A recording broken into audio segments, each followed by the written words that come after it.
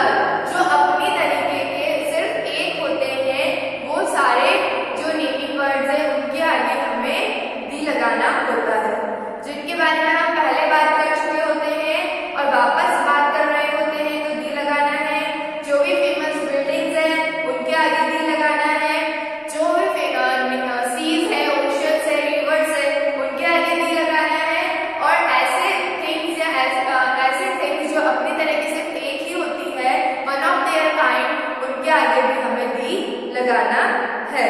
Okay, आपकी book में कुछ एग्जाम्पल्स हैं, मैं उनको रीड कर रही हूँ। Page number 34। I have a pet dog. किसके बारे में बात हो रही है? पेट डॉग के बारे में।